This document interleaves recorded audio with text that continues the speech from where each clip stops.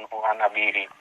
قال تزوج رسول الله صلى الله عليه وسلم العالية من بني غفار فلما دخلت عليه وضعت ثيابها رأى بكشحها بياضا فقال النبي صلى الله عليه وسلم البسي ثيابك والحكي بأهلك وأمر لها بالصداق. رواه الحاكم وفي سناده جمیل بن زید وهو مجهول واختلف علیہ فی شیئہ اختلافا کثیرا۔ ہم جو ہے کتاب النکاح میں باب الکفاءۃ والخیار یعنی کہ میاں بیوی کا ہم پلہ ہونا، کفو ہونا دونوں کے درمیان، اور اسی طرح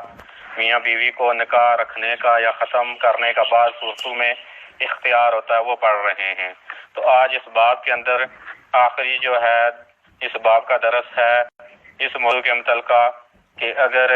عیب ہو، عورت میں عیب ہو یا خاوند میں عیب ہو، تو پھر دونوں کو، عورت کو بھی اور خاوند کو بھی عیب کی وجہ سے نکاح کو ختم کرنے کا یا نکاح کو باقی رکھنے کا اختیار ہوتا ہے۔ تو اس موضوع کے متعلقہ تو نبی صلی اللہ علیہ وسلم سے صحیح روایت کوئی ثابت نہیں ہے، لیکن بیع کے اوپر اس کو جو ہے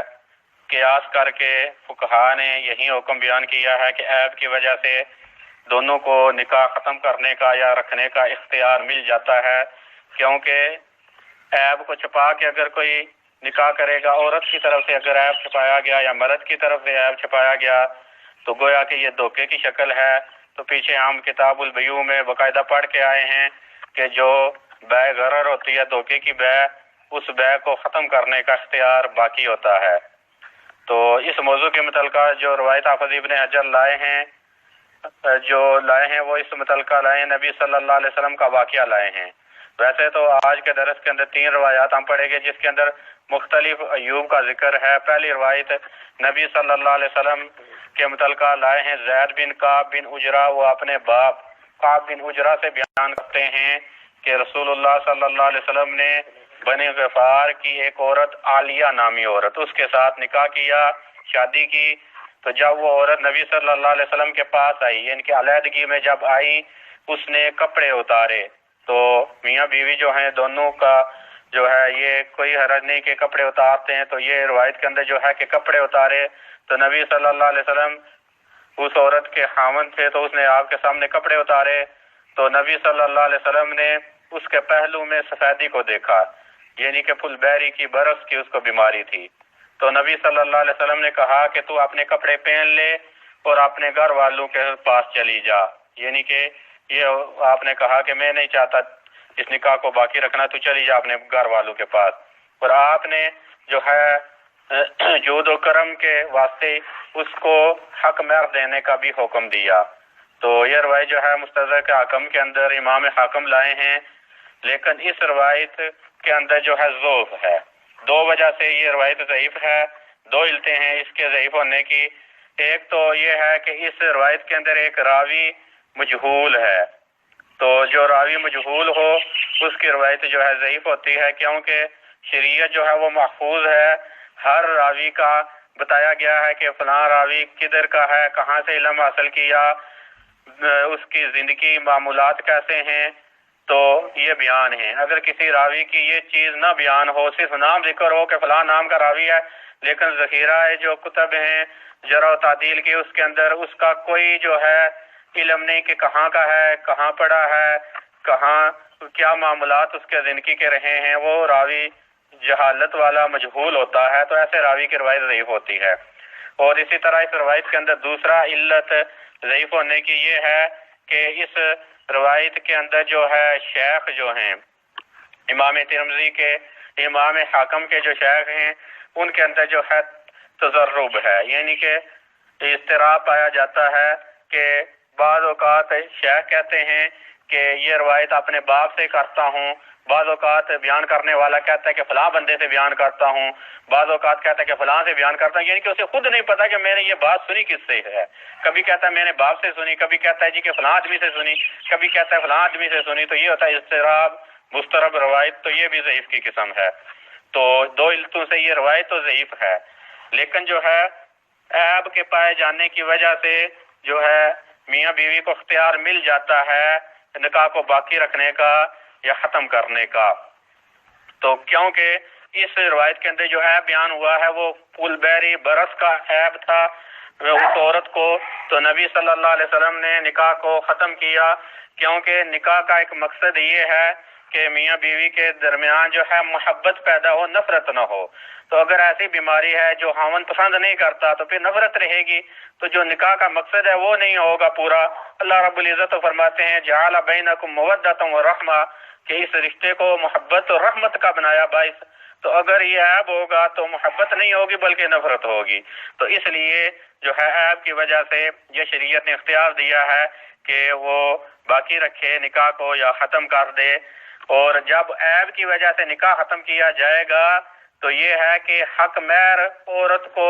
کچھ نہیں ملے گا، یعنی کہ حق مہر اگر اس نے خاوند جو ولی ہیں عورت کے اس نے عیب کچھ پایا تھا تو پھر حق مہر نہیں ملے گا عورت کو۔ ہاں اگر عورت کے ساتھ علیحدگی اختیار کر لی اور حقوق ادا کر لیے، بعد میں پتہ چلا عیب کا، تو پھر جو ہے عورت کو تو حق مہر ملے گا، لیکن جو خاوند ہے وہ دھوکہ جو کیا گیا اس کے ساتھ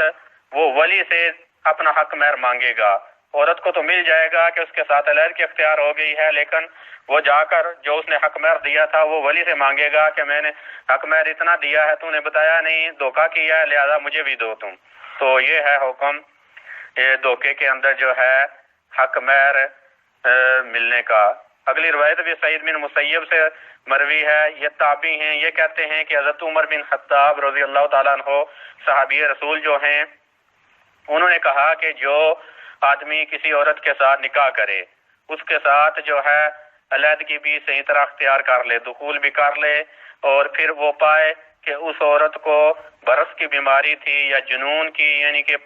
پاگل پن کی بیماری تھی یا اسے کوڑ پن کی بیماری تھی، تو فرمایا کہ فلاح الصداق بمسیسی ہی ایہا، فرمایا کہ عورت کو حق مہر ملے گا کیونکہ اس کے ساتھ علیحدگی اختیار کر چکا ہے وہ آدمی، اس کو بھی ملے گا عورت کو۔ اور فرمایا کہ جس کے ساتھ یہ دھوکہ ہوا ہے، اسے نہیں بتایا گیا تھا کہ عورت کو برس کی بیماری تھی یا جنون کی یا کوڑ پن کی، تو فرمایا کہ وَهُوَ لَهُ عَلَى مَنْ غَرَّهُ مِنْهَا، فرمایا کہ جس نے اس کے ساتھ دھوکہ کیا وہ اس کے پاس جائے گا، اس سے حق مہر کا مطالبہ کرے گا، تو وہ آدمی عورت کا ولی ہوگا جس نے بتایا نہیں تھا، تو لہذا مرد جو ہے وہ عورت کے ولی کے پاس جائے گا اور کہے گا کہ عورت کو تو مل گیا ہے حق مہر کیونکہ اس کے ساتھ علیحدگی اختیار کی ہے، لیکن جو میں نے دیا ہے وہ تم مجھے دو، تو نے دھوکہ کیا، تو نے مجھے بتایا نہیں ہے۔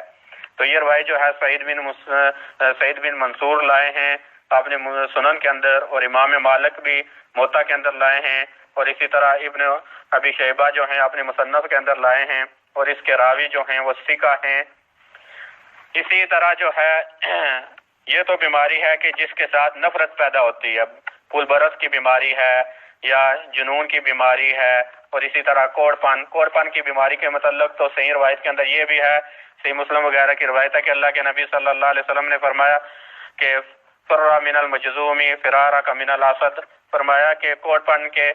جو مریض ہے اس سے اس طرح بھاگو جس طرح شیر سے بھاگا جاتا ہے، یعنی کہ یہ بھی نفرت والی بیماری، اس سے بھاگنے کا حکم ہے۔ تو بعض بیماریاں ایسی ہوتی ہیں جو نکاح کا مقصد ہے اولاد کا حصول، تو اس کے اندر جو ہے خلل واقع ہوتا ہے ان بیماریوں کی وجہ سے، یعنی کہ میاں کی طرف سے یا بیوی کی طرف سے اولاد نہ ہونے کا مرض کسی ایک کو ہو سکتا ہے، تو اس بیماری کی وجہ سے بھی دونوں کو اختیار ہے۔ اگر مرد کو بیماری ہے کہ وہ ایسی بیماری ہے کہ وہ صحیح طرح حق زوجیت ادا نہیں کر سکتا، اولاد پیدا نہیں ہو سکتی، تو بیوی کو اختیار ہے کہ وہ نکاح کو ختم کر لے، اور اسی طرح اگر بیوی کو بانجھ پن وغیرہ کی بیماری ہے تو پھر مرد کو اختیار ہوگا کہ یہ نکاح ختم کر لے، نکاح کو باقی نہ رکھے۔ اس کے متعلقہ جو ہیں سعید بن منصور وہ اپنی سنن کے اندر روایت لائے ہیں حضرت علی رضی اللہ تعالیٰ عنہ وغیرہ سے، اور اس کے اندر یہ اضافہ کیا ہے کہ اگر عورت کی شرمگاہ میں سوزش ہو تو ورم ہو تو فرمایا کہ اس کا خاوند جو ہے اسے اختیار ہے، فرمایا کہ اگر اس نے اس کے ساتھ علیحدگی اختیار کر لی تو اس کو حق مہر دے دے، اس وجہ سے کہ اس نے اس کی شرمگاہ کو حلال کیا تو بعد میں اس کو چھوڑ سکتا ہے، یعنی کہ اگر اس نے علیحدگی اختیار کر لی، دیکھتا ہے کہ اس عورت سے جو ہے اولاد پیدا نہیں ہو سکتی تو اسے پھر اختیار ہے کہ اس کو ختم کر دے، کیونکہ اولاد کا پیدا ہونا نکاح کے مقاصد میں سے ایک مقصد ہے، بڑا مقصد ہے۔ تو لہذا اگر یہ نہیں ہوگا تو پھر اختیار ہے دونوں کو کہ وہ ختم کر لیں، کیونکہ نکاح کا مقصد ہی اولاد کا حصول ہے۔ اگر کوئی اس جو ہے حتیٰ کہ آگے جو ہے تفصیلی روایات بھی آئیں گی، کیونکہ نکاح اور طلاق کے ایسے مسائل ہیں جن کے اندر جو ہے شرم و حیا نہیں ہونی چاہیے۔ تو اللہ کے نبی صلی اللہ علیہ وسلم نے عزل کرنے سے مراد یہ ہے کہ آدمی جو ہے جب عورت کے ساتھ تعلق قائم کرے تو اپنی شرمگاہ کو خارج کر لے عورت کی شرمگاہ سے کہ اولاد پیدا نہ ہو۔ تو یہ شریعت نے یہ حکم بتایا کہ جب دونوں کی مرضی ہو، عورت بھی اجازت دے کہ خاوند جو ہے اپنی شرمگاہ جو ہے باہر جو ہے اس کا انزال ہونا چاہیے، عورت مان جائے تو پھر کرے ایسا، اگر عورت نہیں مانتی تو پھر وہ مرد کو اختیار نہیں ہے۔ تو لہذا یعنی کہ دونوں کا یہ ضروری ہے کہ راضی ہونا عزل پر، تو یہ اولاد کا حصول ہے۔ یعنی کہ اگر وہ عزل کرتا ہے، عورت چاہتی ہے اولاد ہو، تو پھر جو ہے یہ اولاد یہ ایک مقصد جو ہے نکاح کا یہ رہ جائے گا۔ تو لہذا شریعت یہ کہتی ہے کہ پھر ایسا منع ہے کہ خاوند اپنی مرضی سے کر لے عزل، لیکن عورت نہ مانتی ہو تو شریعت اس چیز سے روکتی ہے۔ اور اسی طرح سعید بن مسیب سے روایت لائے ہیں، یہ روایت بھی جو ہے سعید بن منصور اپنی سنن کے اندر لائے ہیں کہ حضرت عمر رضی اللہ تعالیٰ عنہ نے ایسے ایسا مرض کا آدمی جو ہے اولاد پیدا نہیں کر سکتا، یعنی کہ حسی قسم کا جو آدمی ہے، فرمایا کہ جو تعلق صحیح نہیں قائم کر سکتا، اس کے بارے میں یہ فیصلہ کیا کہ یعجل سنتاً، اسے 1 سال کی مہلت دی جائے، یعنی کہ جس سے یہ بیماری ہے کہ وہ اپنی عورت کے ساتھ حقوق زوجیت نہیں ادا کر سکتا، تو اسے 1 سال کی مہلت دی جائے۔ یہ حضرت عمر رضی اللہ تعالیٰ عنہ نے حکم اس کے بارے میں بیان کیا۔ یہ روایت بھی صحیح ہے، اس کے راوی جو ہیں ثقہ ہیں۔ تو